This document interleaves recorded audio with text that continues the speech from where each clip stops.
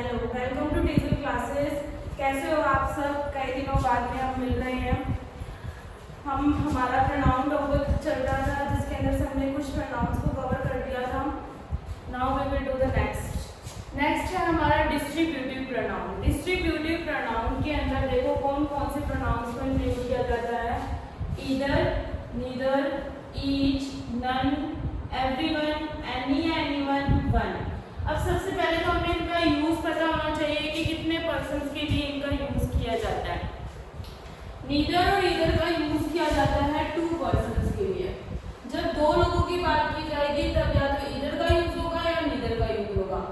Either होता है 2 में से कोई एक, तो हम ईदर का यूज करेंगे, और 2 में से अगर एक भी नहीं है तो हम किसका यूज करेंगे? नीदर का।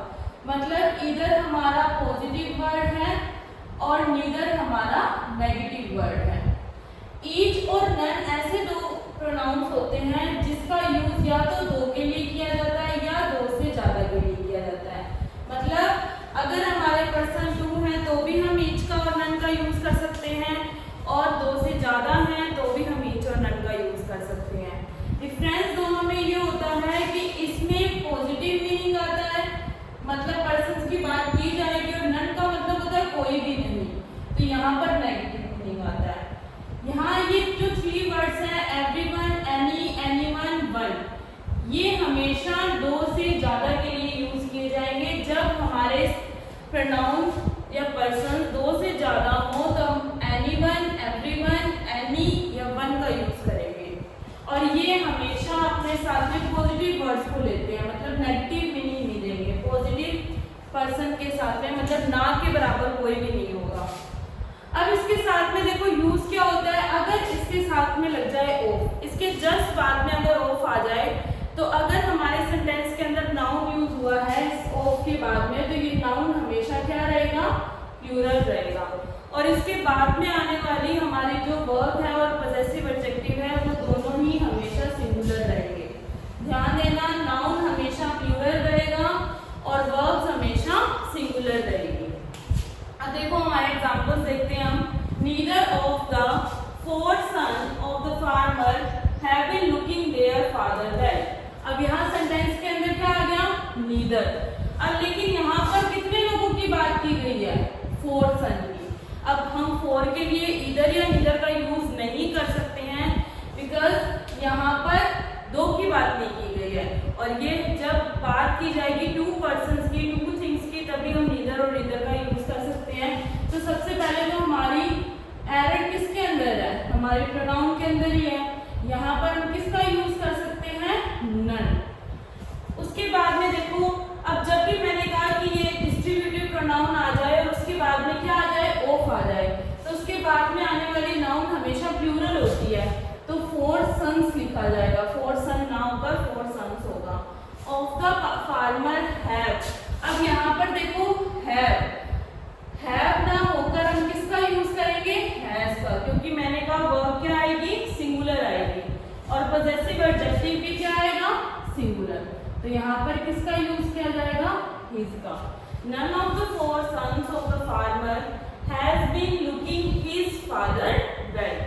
नेक्स्ट सेंटेंस के अंदर देखो, यहाँ पर शुरू में एनी आ गया और उसके साथ में क्या लग गया? ओ। तो यहाँ पर क्या आएगा? These 2 पेन आएगा या पेन्स आएगा, क्योंकि हमारी नाउन क्या होनी चाहिए? प्लूरल होनी चाहिए, तो यहाँ क्या यूज होएगा? पेन्स। और वर्ब यहाँ पर सिंगुलर यूज हुई है, तो ये राइट होगा। उसके बाद में देखो neither of the brother. Neither, अब यहाँ पर हम आइडेंटिफाई नहीं कर सकते कि 2 भाई हैं, 2 से ज्यादा भाई हैं, तो ये राइट होगा, क्योंकि 2 ब्रदर के लिए भी ब्रदर्स वर्ड यूज किया जा सकता है, तो हम यहाँ ब्रदर्स लिख सकते हैं। Neither of the brothers. अब यहाँ देखो हैव दे दिया, हैव ना देकर यहाँ पर क्या होना चाहिए था? हैज होना चाहिए था, क्योंकि यहाँ पर वर्ब क्या यूज हुई? सिंगुलर। और यहाँ पर पॉसेसिव एडजेक्टिव देयर यूज हुआ है, तो देयर की जगह हम क्या यूज करेंगे? हिज। यहाँ पे ब्रदर्स की बात हुई है, इसीलिए यहाँ पे हिज आया। अगर यहाँ सिस्टर्स की बात होती है तो वहां पर क्या आ जाता? हर। और प्रेफरेंस हमेशा ही वाली प्रोनाउन को दी जाती है। None of my cousins. अब यहाँ पर नन के बाद में हमारी नाउन तो प्लूरल दी हुई है, लेकिन हमारी वर्ब प्लूरल दे रखी है, तो वो क्या हो जाएगी? Singular. Likes. Everyone my friend. Everyone के बाद में ऑफ आ गया और नाउन भी प्लूरल आ गई, यहाँ तक सही है, लेकिन वर्ब प्लूरल दे दी तो यहाँ पर क्या आएगा? अटेंड्स। ये रॉन्ग हो जाएगा, अटेंड्स आ जाएगा। One of her sisters are honest. One के बाद में प्लूरल नाउन दे दी लेकिन वर्ब भी प्लूरल दे दी तो यहाँ क्या आ जाएगा? इज। तो आपको ये ध्यान देना है कि जहाँ भी डिस्ट्रीब्यूटिव प्रोनाउन का यूज हो तो वहां पर अगर इसके बाद में ऑफ आया है तो नाउन हमारी प्लूरल आएगी, वर्ब और पॉजेसिव एडजेक्टिव सिंगुलर रहेगा। और इनका किस किस के लिए यूज होता है? ईदर और नीदर का दो के लिए होता है, ईच और नन का यूज टू के लिए भी हो सकता है और दो से ज्यादा के लिए भी हो सकता है। एवरीवन, एनीवन, एनी और वन का यूज हमेशा दो से ज्यादा के साथ ही होगा। अब आगे बढ़ते हैं नेक्स्ट प्रोनाउन को। चलिए देखते हैं हमारा next pronoun reciprocal pronoun. Reciprocal pronoun के अंदर हम दो ही प्रोनाउन को ऐड करते हैं, ईच अदर और वन अनदर। आपको सिर्फ इतना याद करना है कि ईच अदर का यूज किसके लिए होता है और वन अनदर का यूज किसके लिए होता है। जब हम दो लोगों की बात करेंगे, जब हम टू पर्सन्स की बात करेंगे तब हम ईच अदर का यूज करेंगे, और जब हम दो से ज्यादा लोगों की बात करेंगे तो हम किसका यूज करेंगे? One another. कई बार, बहुत बार पूछा जा चुका है ये पेपर के अंदर। रेसिप्रोकल प्रोनाउन सबसे इजी होते हुए भी पेपर के अंदर आता है, तो इसे ध्यान से देखिए। दे मैरिड। अब यहाँ पर बात किसकी की है? मैरिज की। मैरिज कितने लोगों की होती है? दो जनों की होती है ना, तो यहाँ पर किसका यूज किया जाएगा? वन अनदर की जगह हम क्या लगाएंगे? Each other. आपको सेंटेंस के मीनिंग के अकॉर्डिंग ये जो हमारा सब्जेक्ट है वो दो लोगों के लिए यूज हुआ है या दो से ज्यादा के लिए यूज हुआ है, उसी के अकॉर्डिंग हमें ईच अदर या वन अनदर का यूज करना है। The office staff members wished each other on Diwali.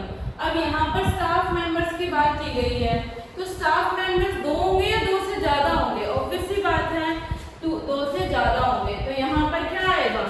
Each other की जगह हम किसका यूज करेंगे? One another. Two sisters shouted. अब यहाँ पर तो सीधा सीधा लिख ही दिया है कि कितनी बहनें हैं? दो बहनें आपस में एक दूसरे के ऊपर चिल्लाई पब्लिक में, तो यहाँ पर हम किसका यूज करेंगे? वन अनदर का यूज ना करकर हम किसका यूज करेंगे? Each other. All the students help each other in making project. सभी बच्चों ने आपस में एक दूसरे की मदद की प्रोजेक्ट्स बनाने में, तो यहाँ पे बहुत सारे बच्चों की बात की गई। ऑब्वियसली बात है, दो बच्चे तो होंगे नहीं, तो यहाँ पर क्या आएगा? One another. नेक्स्ट देखो द कपल। अब कपल में कितने जने होते हैं? दो जने होते हैं। The couple blamed one another for the divorce. कि कपल ने एक दूसरे को ही ब्लेम किया डिवोर्स के लिए, तो यहाँ पे दो जने हैं, तो यहाँ पर क्या आएगा?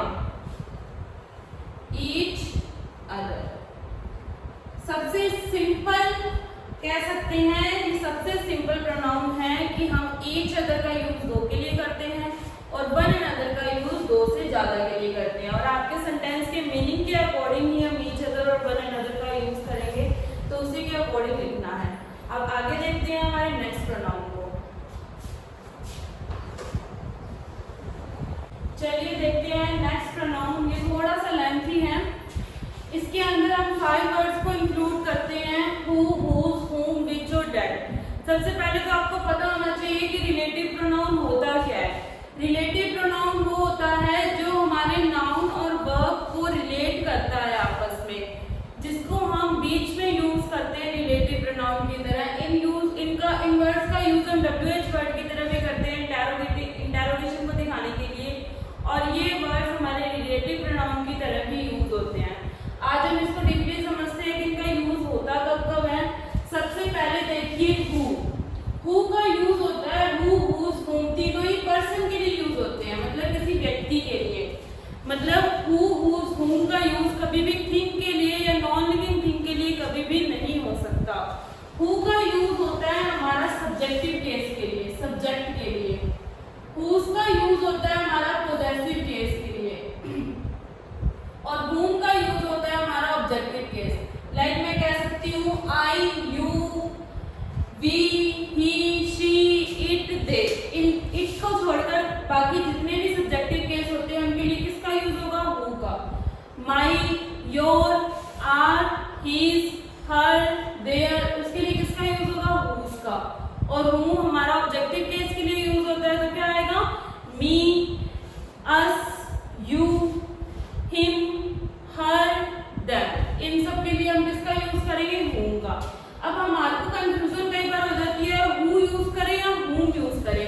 एक सिंपल सा मेथड है, अगर हमारे सेंटेंस के अंदर 2 सब्जेक्ट हैं और 2 ही वर्ब हैं, सेंटेंस में 2 सब्जेक्ट्स ऑलरेडी दिए हुए हैं और 2 वर्ब भी ऑलरेडी दी हुई है उन्हीं के अकॉर्डिंग, तो इसके लिए यूज होगा हूम, क्योंकि यहाँ पर फिर सब्जेक्ट की नीड ही नहीं पड़ेगी।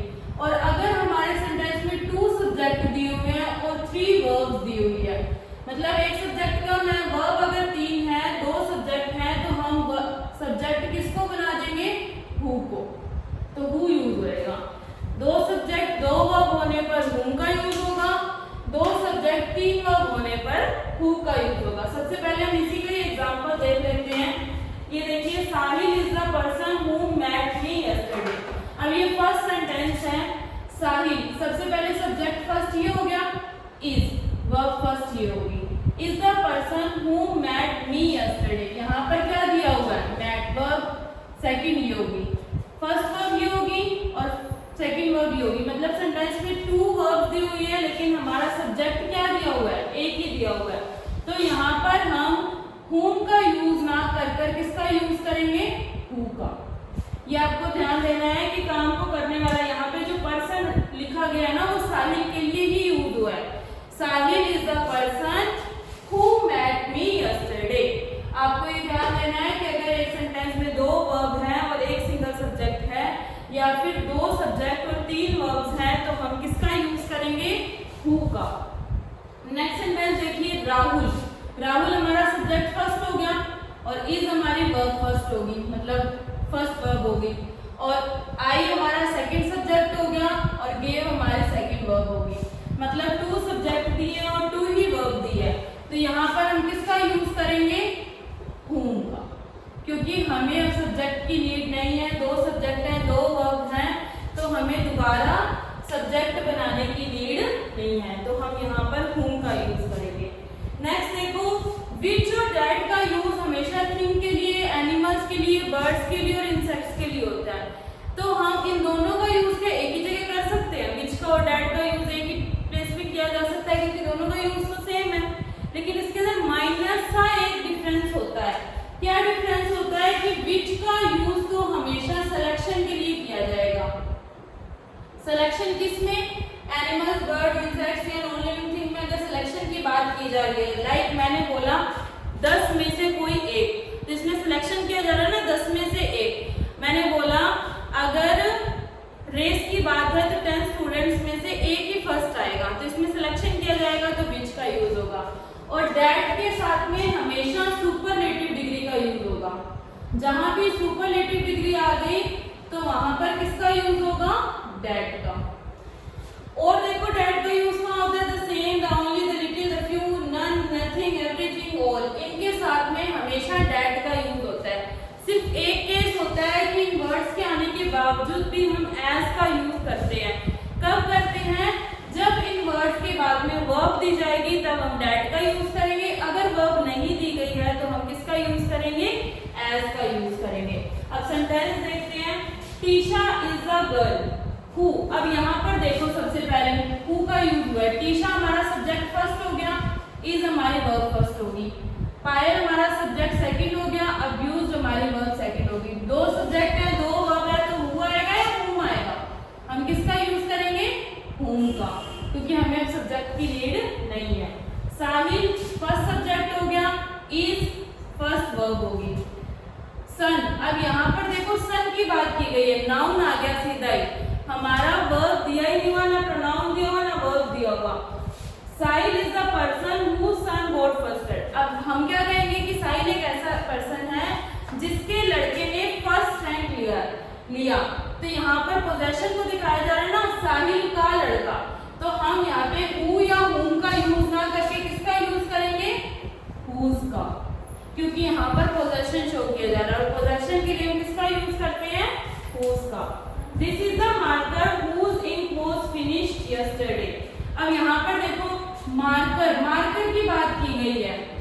अब एक चीज मैंने आपको बताई कि ये जो पोजेशन है, पोजेशन के लिए whose का यूज सिर्फ कब किया जाएगा, जब पर्सन की बात की जाएगी। यहाँ सन क्या था, एक पर्सन था ना, एक व्यक्ति का नाम था सन, लड़का उसका। और यहाँ पर मार्कर की इंक की बात की जा रही है, तो whose का यूज हो सकता है? नहीं हो सकता, क्योंकि whose का यूज सिर्फ पर्सन के लिए किया जाता है, तो यहाँ whose का यूज तो नहीं हो सकता। तो हम कैसे लिखेंगे इसको? इसको हम which लगा देंगे, which, this is the marker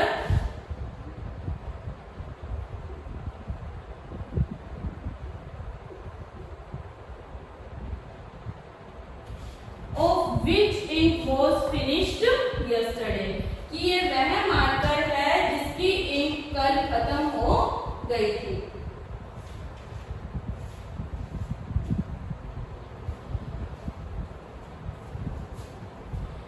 ink of विच आ जाएगा, इंक ऑफ विच कैसे लिखेंगे? This is the marker ink of which. अब यहाँ पर से ये इंक हटकर कहाँ आ जाएगा? आगे। This is the marker ink of which was finished yesterday. जब हमें पोजेशन किसी थिंग में या नॉन लिविंग थिंग के अंदर या एनिमल या बर्ड्स के अंदर दिखाना होता है, तो हम जो पोजेसिव केस है, जो पोजेसिव थिंग है, उसे पहले ले आते हैं और उसके बाद में ऑफ विच को कनेक्ट कर देते हैं, और ये हमारे किसको दिखाता है? पोजेशन को शो करता है। अब नेक्स्ट सेंटेंस देखो, ऑल। ऑल के बाद में हमने किसका यूज करना है? डैट का। और यहाँ क्या लगा हुआ है? विच। तो यहाँ पर क्या लगेगा? डैट। ऑल में glitters is not gold. Shivani is the only. अब यहाँ पर देखो द ओनली पर्सन लिखा हुआ है, is the only. The only के बाद में हम किसका यूज करेंगे? डैट का। ठीक है। अब ये मत देखना कि आगे पर्सन दिया हुआ है, तो पर्सन के अकॉर्डिंग तो हमें हु, हुज या हुम का यूज करना है। यहाँ पर क्या दिया हुआ है? The only. अगर ये वर्ड दिए हैं the only, the same, the few, the little और नन, नथिंग, तो इनके साथ में हमेशा डैट का यूज किया जाएगा। हम किसका यूज करेंगे? हमेशा डैट का। और एज का यूज कब करेंगे? जब हमारे रिलेटिव प्रोनाउन के जस्ट बाद में वर्ब ना देकर हमें कुछ और दे दिया जाए। अब यहाँ पर क्या है? हेल्पिंग वर्ब है, तो यहाँ पे क्या आएगा? डैट। अब देखो this is the same as. The same तो दे दिया, यहाँ पर क्या दे दिया? एज। यहाँ पर माइन क्या हो गया? माइन हमारा प्रोनाउन होता है, हमारी वर्ब नहीं होती, तो हम किसका यूज करेंगे? एज का यूज करेंगे। इन वर्ड्स के बाद में एज का यूज कब होगा? जब हमारे रिलेटिव प्रोनाउन के बाद में वर्ब ना दिए। This is the same house. यहाँ पर देखो द सेम दिया हुआ है, तो यहाँ पे विच का यूज ना कर हम क्या लगाएंगे? That. This is the horse. अब देखो यहाँ पे हॉर्स की बात की गई है, एनिमल की बात की गई है ना, तो उसके बाद में डैट का यूज होगा क्या? क्योंकि यहाँ पर क्या बोला गया है? This is the horse that won the race out of 50। मतलब यहाँ सिलेक्शन की बात की गई है कि 50 में से ये वो घोड़ा है जो रेस को जीता है। और सिलेक्शन के लिए हम किसका यूज करते हैं? विच का। एनिमल, बर्ड, इंसेक्ट्स और नॉन लिविंग थिंग के लिए विच और डैट दोनों यूज होते हैं, लेकिन सिलेक्शन के लिए ओनली क्या यूज होएगा? विच। अब आगे देखते हैं हमारे नेक्स्ट प्रोनाउन को। चलिए देखते हैं हमारे नेक्स्ट प्रोनाउन को, रिफ्लेक्सिव प्रोनाउन। रिफ्लेक्सिव प्रोनाउन के कौन कौन से वर्ड्स होते हैं वो मैंने आपको पहले डिस्क्राइब किए हुए हैं। कौन कौन से वर्ड होते हैं? आई का रिफ्लेक्सिव प्रोनाउन होता है माई सेल्फ, वी का आर सेल्फ, योर का yourself and yourself, he का हिम सेल्फ, शी का हर सेल्फ, इट का इट सेल्फ, दे का देम सेल्फ। ये सारे हमारे रिफ्लेक्सिव प्रोनाउन भी होते हैं और एम्फेटिक प्रोनाउन भी होते हैं। आपको मैंने एम्फेटिक प्रोनाउन करवाते टाइम दोनों में डिफरेंस बता दिया था कि कब ये एम्फेटिक प्रोनाउन की तरह यूज होंगे और कब ये रिफ्लेक्सिव प्रोनाउन की तरह यूज होंगे। तो अगर आपने पहले तो वीडियो नहीं देखी है तो उस वीडियो को अच्छे से देख लें। अब देखिए रिफ्लेक्सिव प्रोनाउन का यूज होता कब है? जब किसी चीज का इफेक्ट हमारे खुद के ऊपर या सब्जेक्ट के ऊपर ही पड़ता है, तब हम किसका यूज करते हैं? रिफ्लेक्सिव प्रोनाउन का। जब हम इन वर्ब्स के बाद में इन वर्ब्स का यूज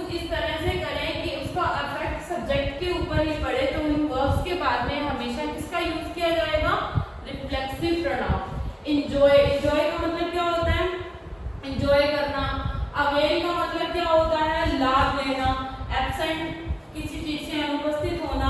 एक्विट, बरी करना। रिवेंज, बदला लेना। पॉइजन, जहर देना।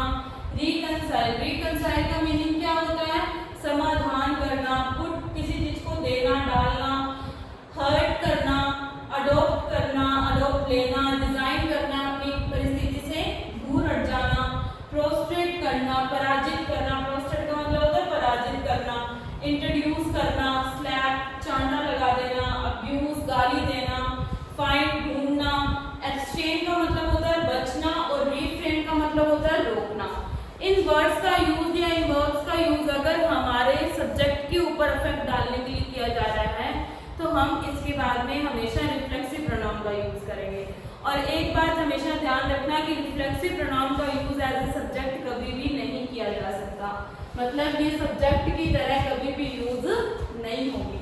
अब देखो, आई लव हर, मैं उसे प्यार करता हूँ, यहाँ पर इफेक्ट किसके ऊपर पड़ रहा है या मेरे खुद के ऊपर पड़ रहा है? हर। यहाँ पर हम चेंज नहीं करेंगे क्योंकि यहाँ पर हम ऑब्जेक्ट की अदर ऑब्जेक्ट की बात कर रहे हैं ना। तो I love her, I love my self, तो यहाँ पर किसकी बात, इसका लव का इफेक्ट किसके ऊपर पड़ रहा है? मेरे खुद के ऊपर पड़ रहा है, तो इसके साथ किसका यूज होगा? रिफ्लेक्सिव प्रोनाउन का। My self will manage everything, यहाँ पर माई सेल्फ यूज ना करकर हम किसका यूज करेंगे? आई, क्योंकि reflexive pronoun as a subject कभी भी यूज नहीं हो सकता। आई इंट्रोड्यूस मी, अब यहाँ पर इंट्रोडक्शन का इफेक्ट किस पे पड़ रहा है? मेरे पे खुद पे पड़ रहा है, तो यहाँ पर हम ऑब्जेक्टिव केस ना यूज करके रिफ्लेक्सिव केस यूज करेंगे। क्या आएगा? Myself, I introduce myself before the principal. I introduce her, अब यहाँ पर इफेक्ट किसके ऊपर पड़ रहा है? हर पर, मेरे ऊपर नहीं पड़ रहा। मतलब जो सब्जेक्ट है अगर उसी का ही ऑब्जेक्टिव केस दिया होगा तो हम ऑब्जेक्टिव केस ना कर रिफ्लेक्सिव प्रोनाउन आएगा, नहीं तो हम उसका ऑब्जेक्ट ही लिखेंगे। इस चीज का ध्यान देना है कि इस वर्ब के बाद में अगर सब्जेक्ट के ही ऑब्जेक्ट की बात की गई है, सब्जेक्ट के अकॉर्डिंग ही ऑब्जेक्ट लगा है, तो वहाँ ऑब्जेक्ट ना लगकर रिफ्लेक्सिव केस यूज होगा। Thank you. आज हमारे प्रोनाउन खत्म हो चुके हैं और प्रोनाउन के अंदर अगर आपको कोई भी डाउट है तो आप कमेंट सेक्शन के अंदर उसे लिख सकते हैं। We will definitely answer your question. Thank you so much. ज़्यादा से ज़्यादा प्रैक्टिस कीजिए, सेफ रहिए।